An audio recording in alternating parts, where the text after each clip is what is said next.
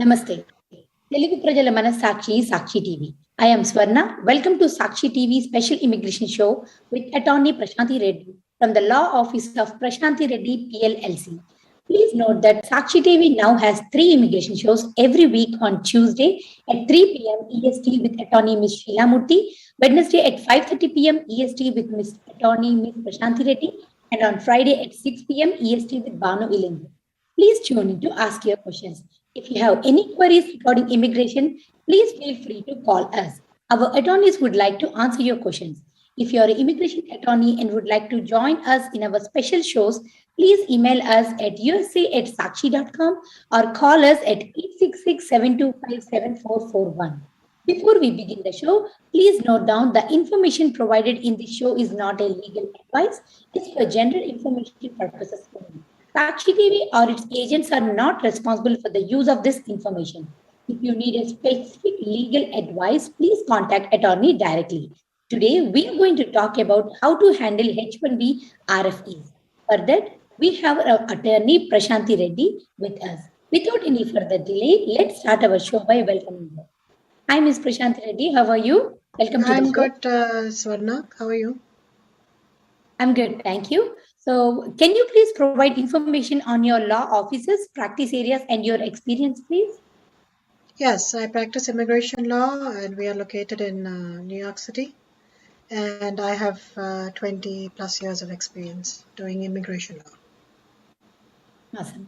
So, viewers, if you have any questions and would like to reach out Ms. Reddy directly, you can call her at 212-354-1010. Extension is 107. Or you can email her at prashanthi@reddysq.com. So, Ms. Reddy, H-1B RFEs, what to expect this season when it comes to specialty occupations? So yes, they're very. So in this segment, basically, I thought we will go over H1 RFEs. Now, lot of you who know about H1s know that the H1 quota second round. Some applications got picked. So the first round is already over. All the cases were filed as of June 30th. And then the second round, they did another lottery and some other cases got picked. And those cases are due to be filed within 90 days. So by November, those cases, October ending, those cases have to be filed.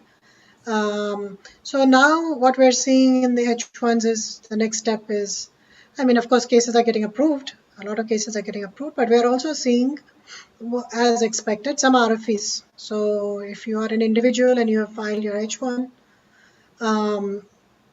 not that you should get a request for further evidence, but if you do, then at least you will know what to expect by watching this show. And if you're an employer, you will know how to answer those common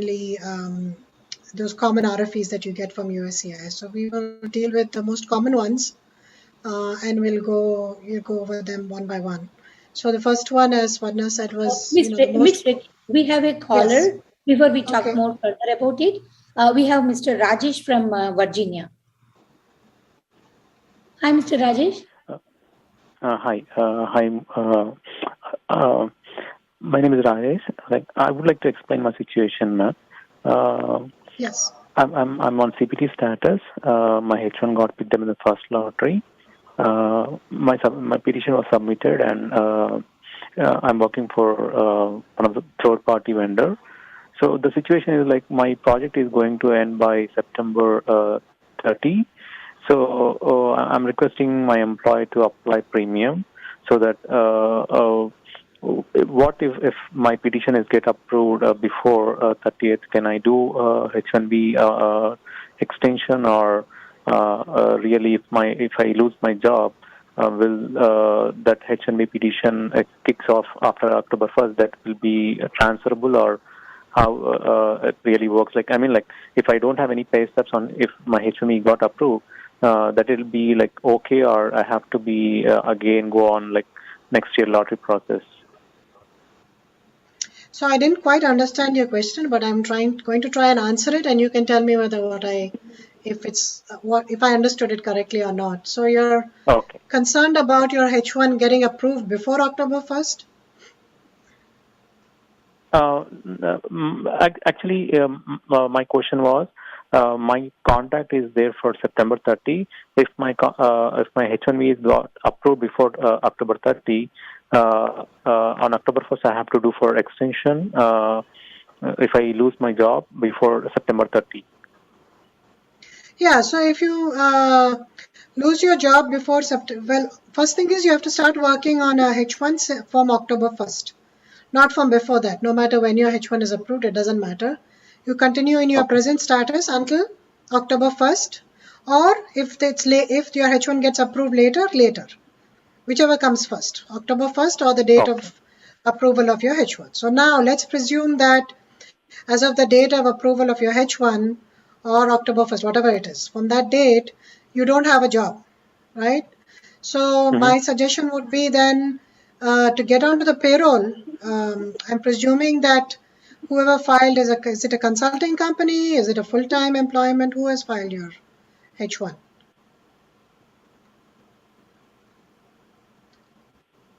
Who has filed your H1? Is it a consulting company? Consulting company. Okay, so then get onto the payroll of that consulting company, and as long as your H1 gets approved, and if there is an RFE, it will be challenging because they might ask for contracts and proof that that the consulting company actually has worked for you. They can provide that proof by transferring you to a different client as long as that client is within the same MSA, or to put it in simple language, within the same county of where the previous client was located. So the LCA will have a certain work location, so we cannot change that.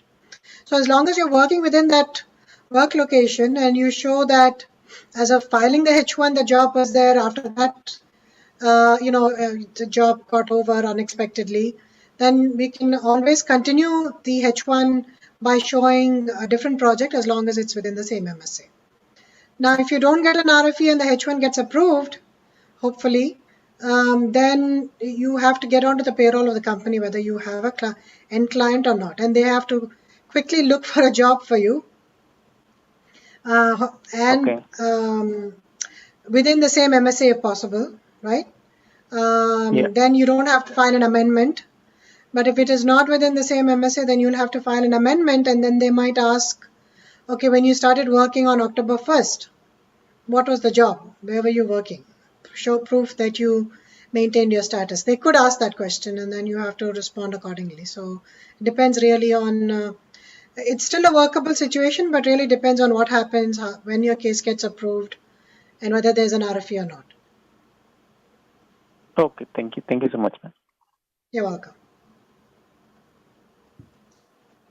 Awesome. Thank you, Rajesh, for calling. So, Ms. Reddy, we can continue on our specialty occupations. So, as I was saying, there are various reasons for getting a H1B RFE. And I think one of the most common reasons is this specialty occupation reason. So, the very basis for getting a H1 is not everyone can get a H1. Only certain occupations qualify. And what are those occupations? Those occupations are those which require a bachelor's degree in a specific field. So, for example, a person who is a construction worker does not require by industry standards, right? General industry standards. What do other companies require? What does the industry require? What does the market require? So, by basic industry standards, a construction worker will not require a bachelor's degree. Therefore, the person doesn't qualify for a H1B. Now, that is a very extreme example. I just gave that example so that it will be easier for you to understand who qualifies and who doesn't. Some of the people that qualify that are again very clearly qualify are doctors, lawyers, accountants, professionals that clearly require a bachelor's degree. But what happens is sometimes it is not clear. There are some job occupations where it's not clear what the industry standard is, either because there's not enough documentation on it. So usually the USCIS will follow a book that's published by the Department of Labor every year, which is called the Occupational Outlook Handbook. So they like to follow that book, in which all these occupations are mentioned, and the minimum educational requirement for those occupations is mentioned. And there's some other details mentioned as well. So, but unfortunately, that book doesn't have all the jobs. It's not possible, right, to have, especially with new jobs coming up, new technologies coming up. Sometimes it becomes outdated. So they don't always have all the jobs. So when they don't have all the jobs, when it's a job which is not in there, then we have to prove. It becomes a little bit more difficult to prove because then we have to prove using other means that the job requires a bachelor's degree in a specific field. Miss Reddy, does that book Yes. has the rules which will change every year when they publish it? No, so it has updated information every year. The Occupational Outlook Handbook. It's OOH.gov, I think, or just type in Occupational Outlook Handbook on Google. So if it's not in that handbook, then it's possible that you have to look at other sources. Then you look at Google, right? You look at Dice, look at Indeed, look at all these job search websites to see for these particular positions what are employers requiring in the industry. So we have to compile all that and then provide them with a response when we get an RFE such as that. In some other cases, the Occupational Outlook will say, most jobs require a bachelor's degree, but all do not. Some do not. Some require an associate, some jobs. So, of course, USCIS will catch hold of that and say, oh, but it says some does not. Some do not require. So, as per general immigration rules, you have to show that most often than not, a bachelor's degree is required. You don't have to show every single employer requires a bachelor's degree. You just have to show in general, a majority of them require a bachelor's degree. So that is still fine, but USCIS will sometimes fight us on that and say, that all don't require a bachelor's degree. Therefore, we cannot approve this case. So then we have to tell them what the law is when that situation occurs. So there are many other situations like that. In some instances, the Occupational Outlook Handbook will say a bachelor's degree in engineering is required, but they will not, or they'll say bachelor's degree in an MBA is required, or BBA, business administration is required.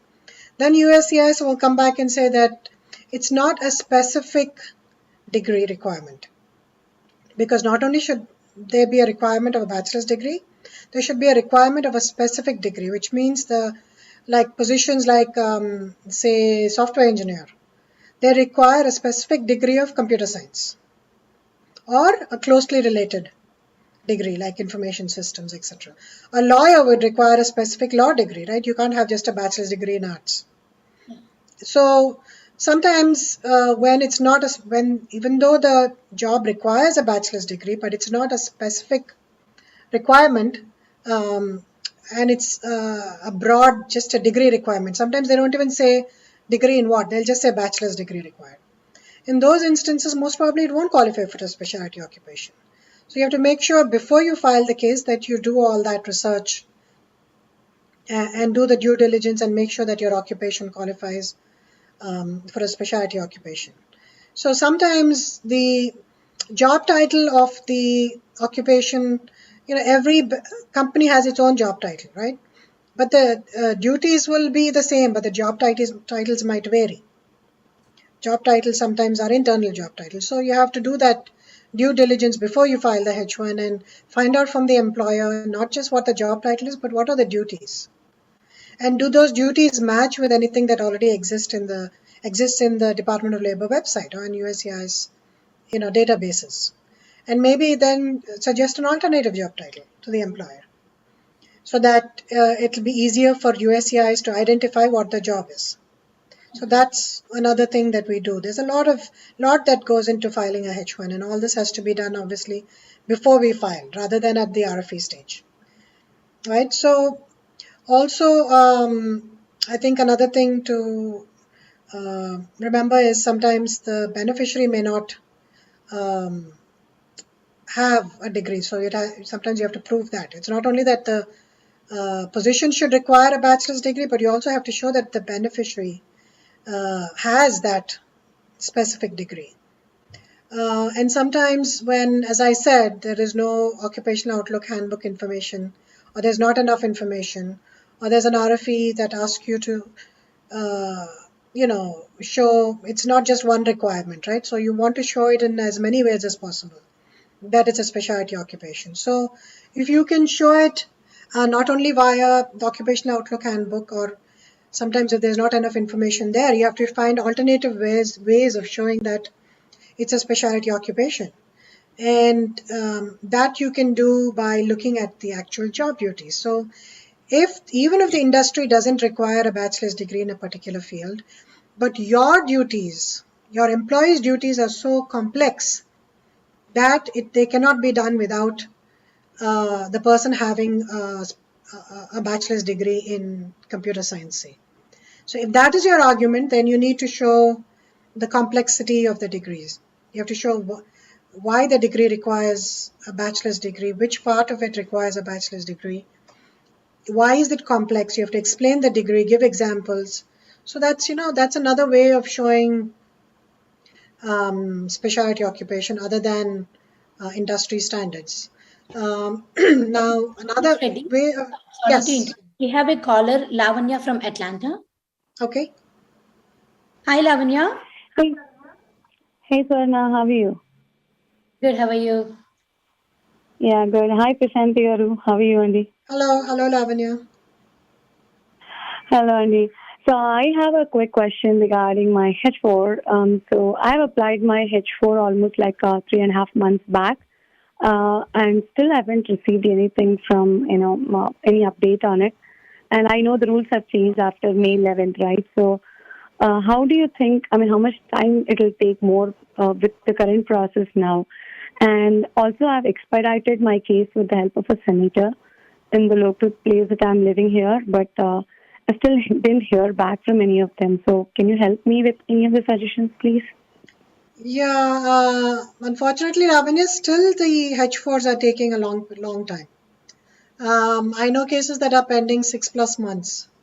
So there's still very high processing time for H4s, and I have no idea why. In general, yes, processing time even for citizenship cases, which used to take 6+ months, that has increased, almost doubled. Family-based green card cases doubled. So everything has increased, but H4 has been hit really hard, and it looks like you've done everything that you need to. And if it's beyond the processing time, in addition, I'm sure you already know, but you can open a service request and you can contact the Ombudsman's office. And also, I'm sure you know that if everything else fails, you have to file a case in federal court. But I wouldn't do that until it's, at least more than 6 months to 8 months pending. I wouldn't do it so soon. But it looks like you've at least taken that important step and, contacted your congressman. Yeah, so here I want to understand one thing because, I have kept a client letter which says that, my client really needs me at my location. So I kept a reason, I submitted a client letter as well. So what other reasons would definitely help to expedite the cases apart from the financial loss? Yes, and job, job loss and my client is also giving the letter and everything, right? So what other reasons would USCIS would expedite the cases? What So other as you cases? know, they have given a whole list of reasons, right, on the basis of which to expedite. And I can send you that offline. But basically, they have also said that simply financial reasons cannot be a reason for applying for granting of expedited status. It should be something more than just financial loss. They have said that somewhere in the memo itself. So I think job loss, in addition to financial loss, is a reason. But as you know, again, Lavanya, that most people are encountering this problem. Most people who have H4 EADs will lose their jobs if they don't have an EAD. And most people will have financial loss. Those two are obvious effects of what is happening. So everybody will have that. Right? So in addition to that, if there is another humanitarian ground which you can give, some medical issue, humanitarian issue, child support issue, or that you need to travel, due to some medical emergency at home. Obviously, you can't travel if you don't have status, then how can you come back, right? So these are some of the additional grounds for expediting, your petition, and they've laid them out very nicely.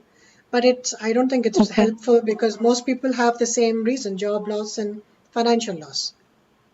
Yeah. So does my client letter help me? Because, my client's reputation will go if, it will get jeopardized if I'm not, at the work So location more for a long importantly time.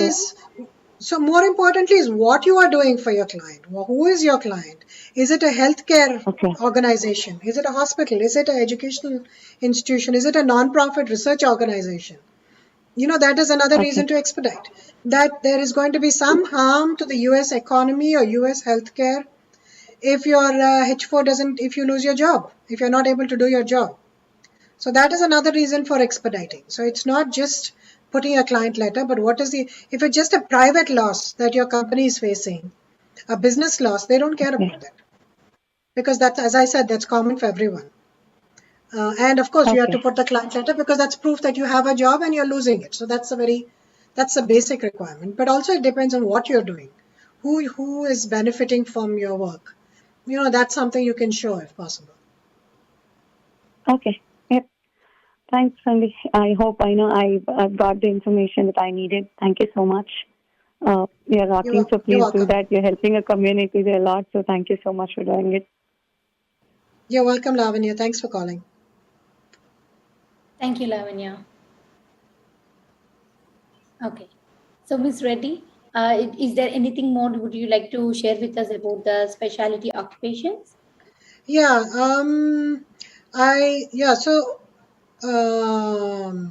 Right. So as I was saying that it's important to show that the beneficiary also has the degree that's required by the Labor Department or by the industry for the job. So if, for example, the person has a bachelor's in electronics engineering and the position requires a bachelor's in computer science, rather the industry standards is that the degree requirement is usually computer science, then you have to show the link between how the electronics engineering degree is related to the computer science how it's related to computer science, because computer science is the actual requirement. So I guess what you would have to do is then prepare a table of the duties that are being performed and how each course in your degree allows you to perform those duties.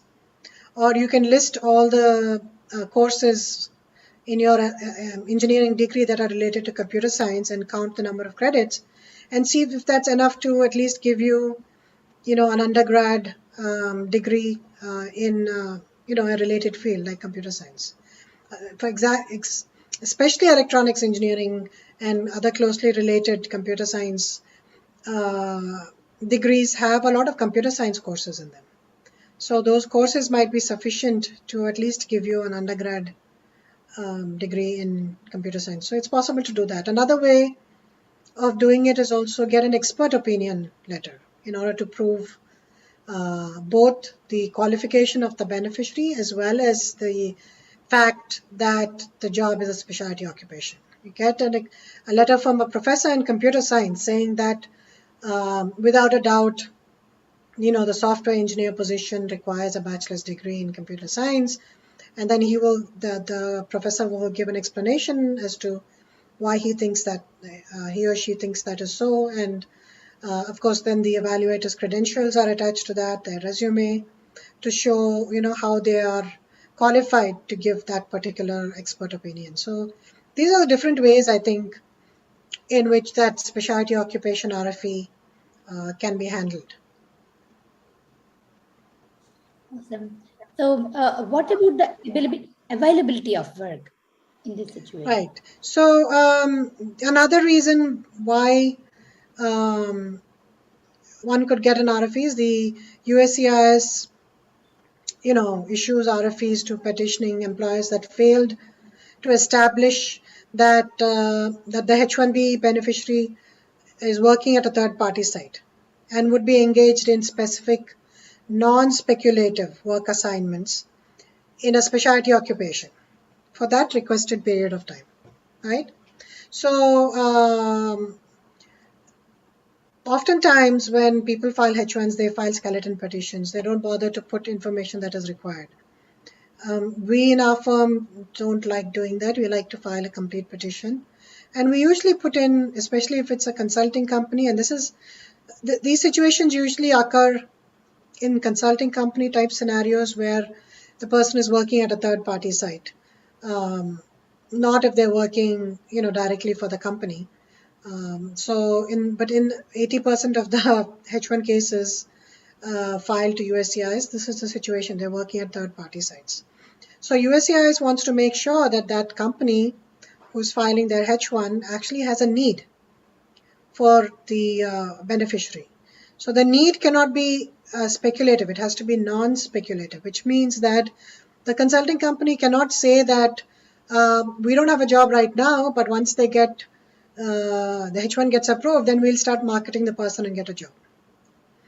That is speculative, meaning that you're hiring the person hoping to find a job for them, and that's not possible. You have to show that as of the date of filing itself, you have a job. So non-speculative employment is not possible. So when we are filing a H1, as I said, we always put in documents related to contracts, purchase orders, letters from the end client showing that the job is actually available. And also it's important to show that it's available for, you don't have to show that it's available for the entire duration of the H1. That used to be the case, but that law has changed. So now at least show that it's available for a good period of time. And it's not like something that is very short term, like 3 months or 6 months, unless you're filing the H1 for 3 months or 6 months, right? Also, you have to show that whatever job is available that they're going to be working on at a third party site, that it is specialty occupation related work. So you might say whatever you want in your letter. The employer can say, yes, he does this, he does that, it's a software engineer, it's specialty occupation. But they want to hear from the actual person, actual place where he's working. So they want to hear from the end client as to what the job will be. So it's important, therefore, to include a letter from the end client, basically mentioning what the duties are. If it's a software engineering position, but the duties are, taking care of computers, solving people's desktop problems, then obviously it's not a software engineer position. There's no designing and developing of software, right? Which is what a software engineer does. So if there's a disconnect there, obviously the case will be denied. So these are the things to look for when you're looking at availability of work site. Also, USCIS requires employers to prove that the beneficiary will be engaged in actual and ongoing work in a specialty occupation. So as I said, it cannot be anticipated or based on prospective clients. So employers can't send a bunch of contracts to the USCIS and say, oh, look, this is all the clients that we have. So we are very good at finding clients.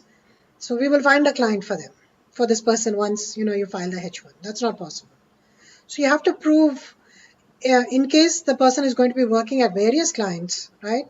And there are various job opportunities available. If the company is not into just consulting, but they're actually into doing work for different companies, like it's project based, then you have to show a steady workflow exists. So you have to show all the different assignments that the beneficiary will work on.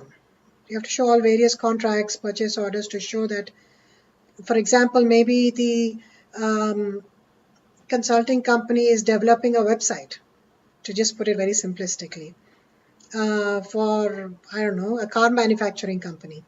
So if you're saying that the employee is going to be working on designing and developing that website or that portal, then you have to submit contracts between the car manufacturing company and the consulting company, showing that there's a steady stream of work that exists. So I think that to show that there is work is, I think, the second largest biggest issue. Sometimes it becomes the most biggest issue or reason to get an RFE, especially if the job title of specialty occupation is standard. So if you're using a job title that is safe, like software engineer or doctor, obviously you're not going to get a specialty occupation RFE, unlikely. You're more likely to get one of these other RFEs, and the second highest rate of RFEs, or rather the first highest, is about this, what is the work, what's the type of work that you have for the person. So if you're not a consulting company, and if you are say a car manufacturing company, and you're filing as a software engineer for your for a person, then you have to still show that you have work. You can't just file it and say these are his duties, that's it. They're going to ask, why do you need a software engineer if you're a car manufacturing company? You would need a mechanical engineer, or you might need a marketing person or a salesperson. Why do you need a software engineer? So that's again goes to the question of availability of work.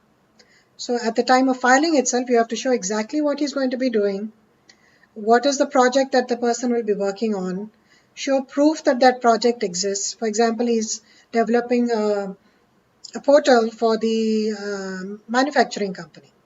Show that the portal exists or is in the stage of production, or show a blueprint, show whatever you have to convince the USCIS that the job actually exists. So it's easier to show that maybe for a big company, but sometimes I see like software engineer positions, being filed by doctors' offices. I'm like, how is this case going to get approved? And sometimes they do, but it becomes more difficult when it's a small company and it's completely unrelated. It becomes difficult for USCIS to believe that a full-time requirement is there. I mean, you can show a part-time requirement for a software engineer. Yes, he's helping with developing a portal, but that is not full-time work if it's a small company. So these are all the nuances that one has to look into to tackle this availability of work scenario. So, viewers, if you have any questions and would like to reach out Ms. Reddy directly, you can reach her out at 212-354-1010. Extension is 107, or you can email her at prashanthi@reddysq.com. So, Ms. Reddy, can you explain more about beneficiary qualifications? Yeah, we touched upon beneficiary qualifications, but USCIS usually issues RFEs to employers that fail to establish that the beneficiary was qualified to perform services in a specialty occupation. So an employer also must prove that the beneficiary has the required credentials to work in the specialty occupation. So generally, an employer must show that the beneficiary holds at least a bachelor's degree in the specialty field, or at least in the alternative, the beneficiary has sufficient work experience or license to engage in that specialty occupation. So, for example, if the H1 beneficiary does not have a bachelor's degree in a specialty field, but say has many years of experience, or maybe has an associate's degree, then an employer may consider getting a combination, an evaluation done with a combination of education and work experience. And then the evaluator will show that based on this many years of experience and these courses that the beneficiary has studied, the beneficiary has the equivalent of a bachelor's degree in computer science. USCIS also asks for employers to include statements explaining how unrelated degrees are related. So I think we discussed this briefly. So a specialty occupation is not only where you have to prove that a bachelor's degree is required for a certain position, but you also have to show that the beneficiary actually has that bachelor's degree in that particular field. So if the person has, if the job requires a bachelor's degree in, again, I'm taking the example of a software engineer in computer science, but the person has a bachelor's degree in, say, mathematics or physics or electronics, There are two ways of tackling this problem. Either you have to show that the degree is related, so you have to show that a bachelor's degree in electronics is also qualifies the person for the position, right? So that's a little difficult because industry standard is showing that it doesn't. So you have to disprove that industry standard of that OH that we talked about and show other proof that, many people or majority people, employers hire persons with electronics engineering for a software engineer. It's not always computer science. So you can disprove the requirement. That's one way of doing it. That's a hard way of doing it.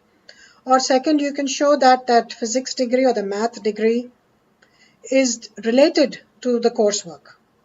Meaning have a table, design, develop software. So that design, develop software, what is the course in the mathematics degree that is related to designing and developing of software? Is there some computational subjects that will help him design and develop the software?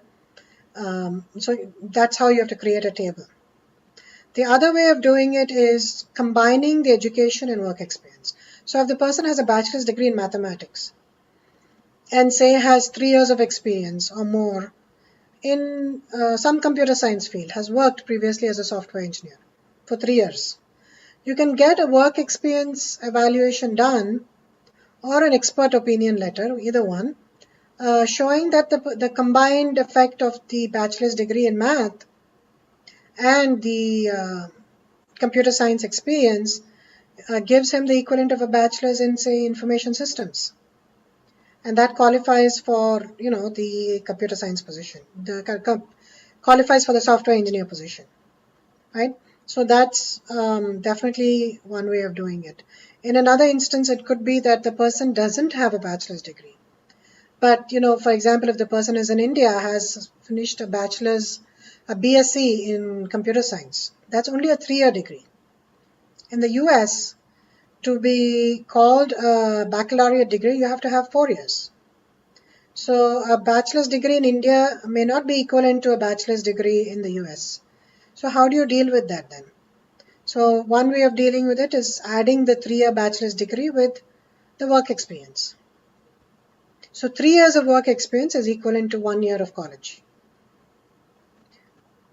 You can equate 3 years equivalent to 1 year. That's how USCIS equates work experience. So if he has 3 years and he has a 3-year bachelor's degree, so that equals 4 years of college, right? And thereby, they qualify for a bachelor's in information systems or computer science or something closely related. So that's another way of really showing that the person actually qualifies. Miss, that yes. applies to all kind of qualifications? Like yes, anything. It's not just computer science. I'm just giving the example of computer science because that's what a lot of viewers might understand, because a lot of them are in that field. But that can apply to anything. But we have a problem in some other fields. For example,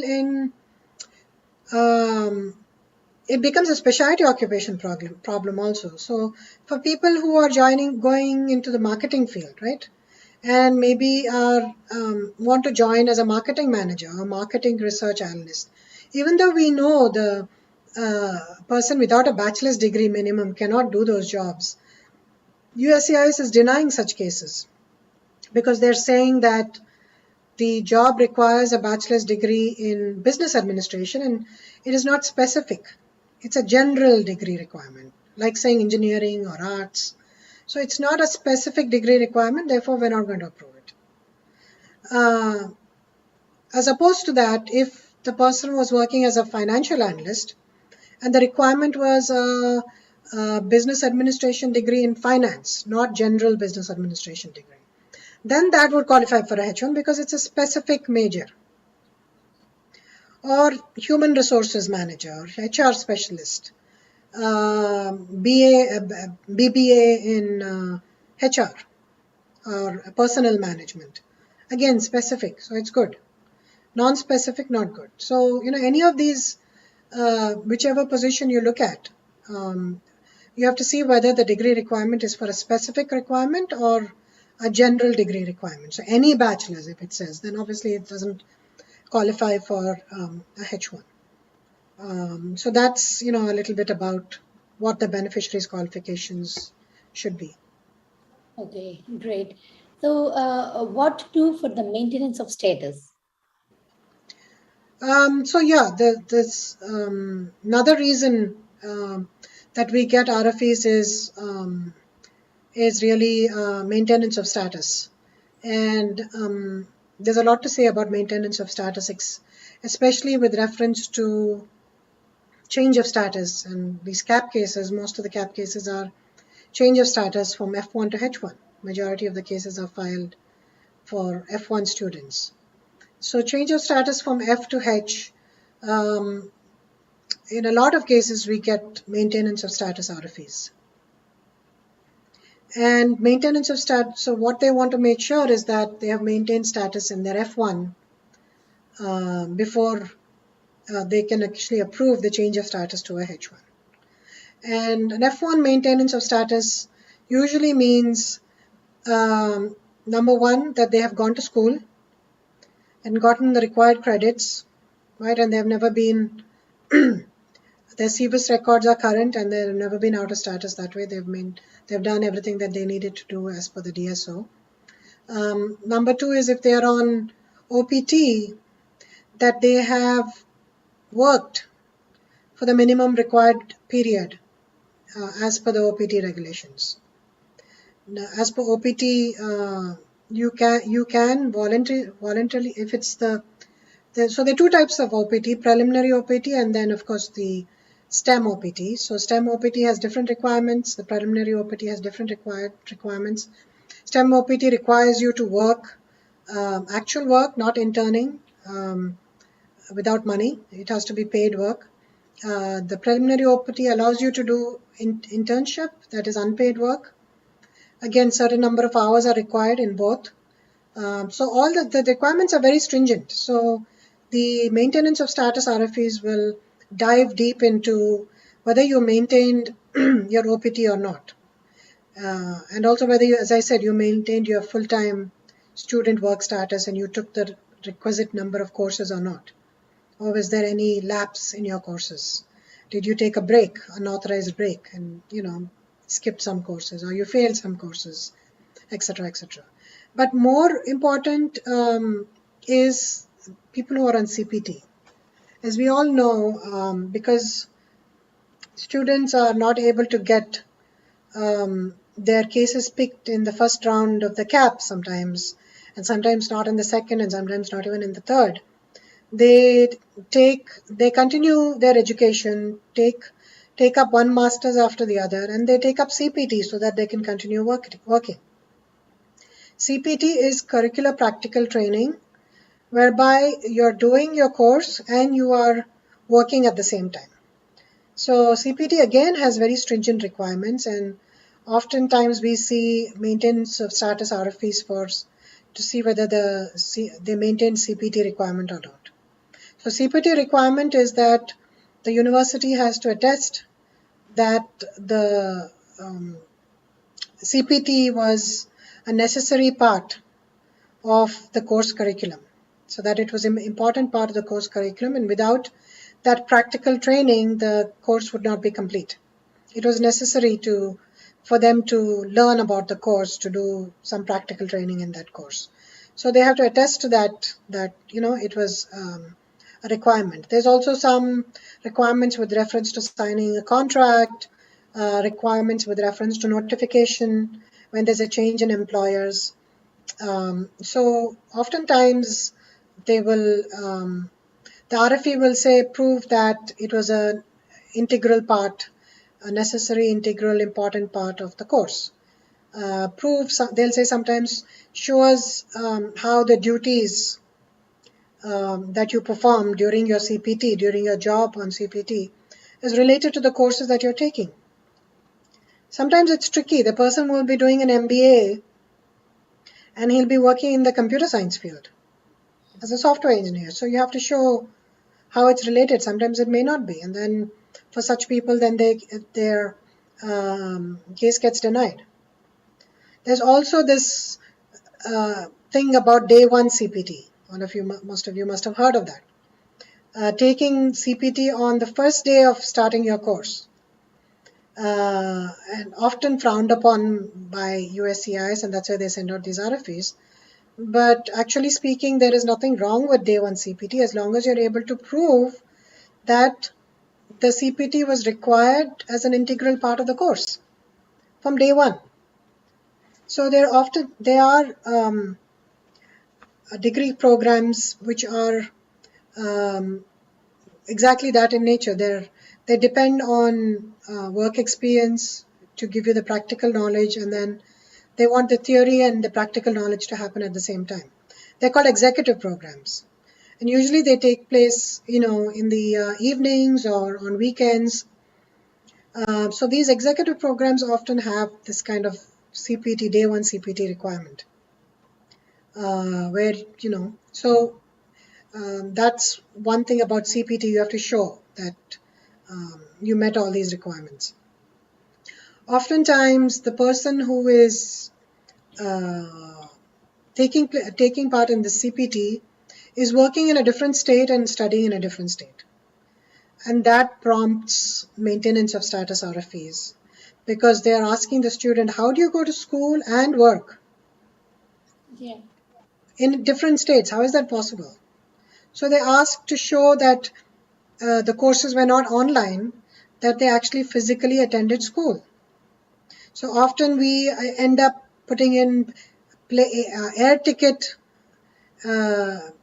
proof that they flew every weekend to that particular state. So copies of air tickets, copies of hotel accommodation, copies of utility, food, whatever restaurant, whatever they spent, their credit card bills, parking, gas, whatever, if they have rented a car, to show that they were physically present at that institution, and it wasn't like an online thing.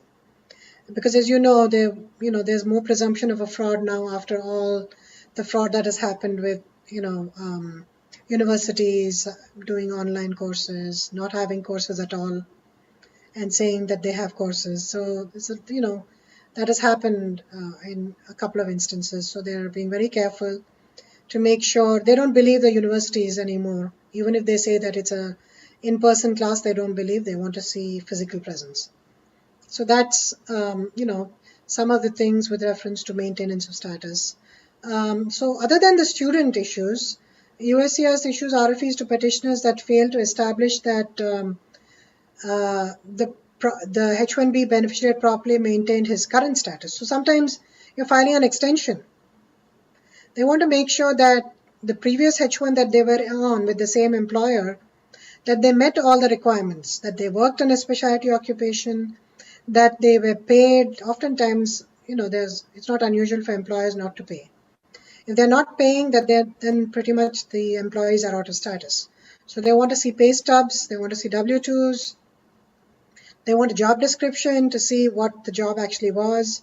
So sometimes they do that as well. They dive deep into their previous status to see whether they were in status or not, even in an extension situation. And sometimes it might be as simple as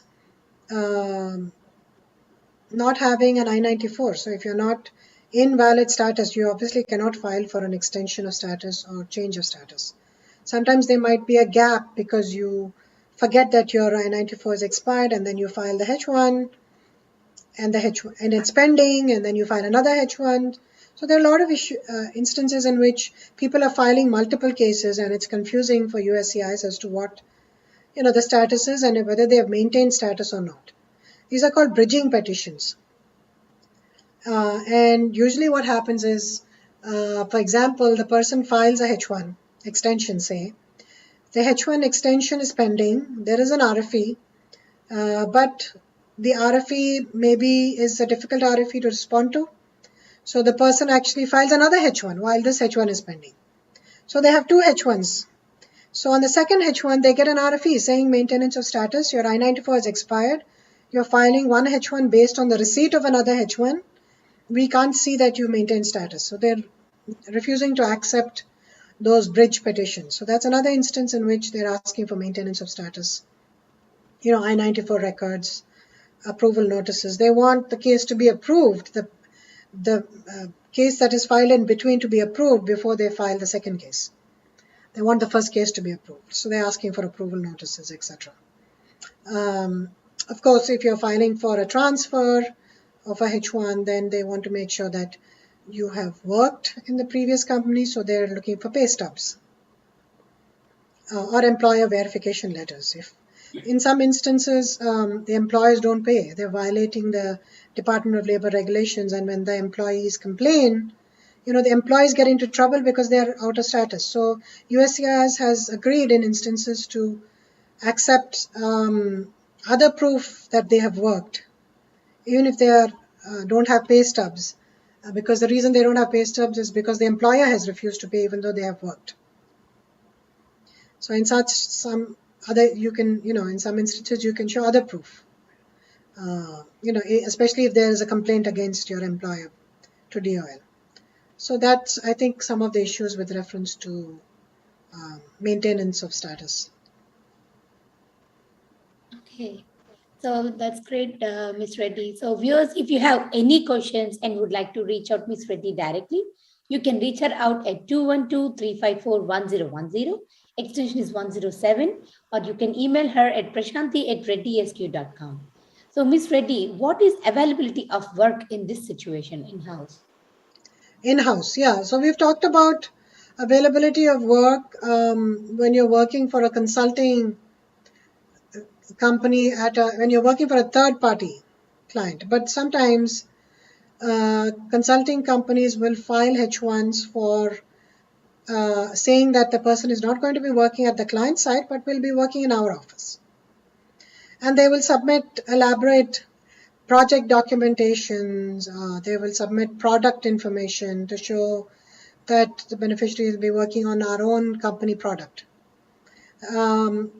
Unfortunately, because of the fraud involved in doing this, a lot of companies think that we can show non-speculative work by showing that they'll work in-house and then move them to a client once they come to the US or once they join us on our payroll. Then we can market them for off-site work, because we don't really have in-house work. We're just showing that those elaborate project documentation, we have created it, we are showing it just so that the H1 gets approved. So obviously that USCIS is aware of that, and they send RFEs in these instances asking for non-speculative work assignments for the same thing again. If you're going to show a project report, or you're going to show that you have a certain product and you're marketing that product to other clients, and you need this person to work on that product and he'll be working in your office, as I said, then you have to show contracts between yourself and that client that you have. If you're developing the website for that car manufacturer, you have to show the contract that you have between you and them, and you have to show what money was exchanged.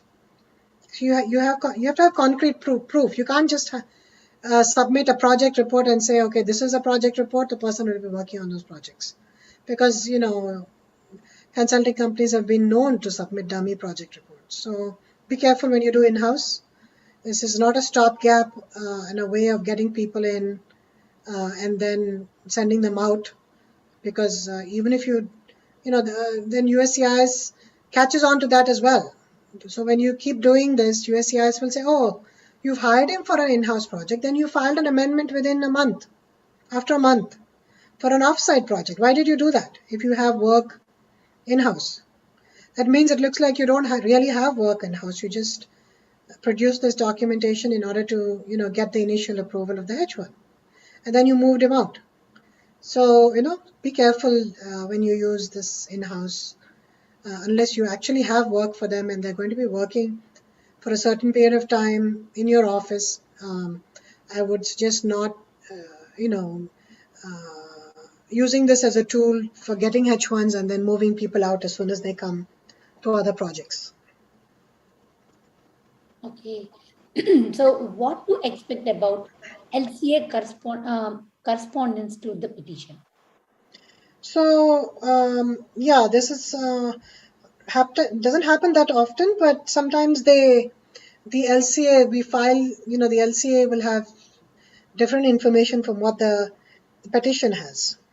So that could cause an RFE as well. So sometimes when the LCA information is incorrect, say there's a clerical error and the work site is put wrong, or maybe the suite is wrong, the address is wrong, whatever may be wrong, and then the actual address is something else.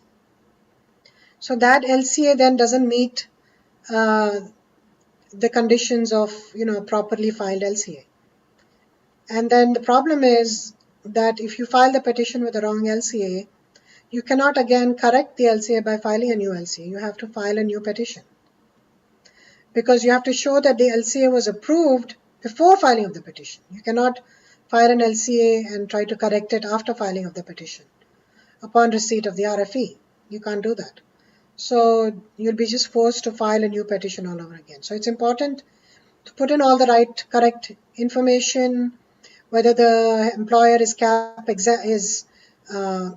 exempt or not, H1B dependent or not. There are a lot of information required in the LCA, and everything has to be mentioned correctly. Otherwise, you'll be forced to file a new LCA, but also a new H1B petition.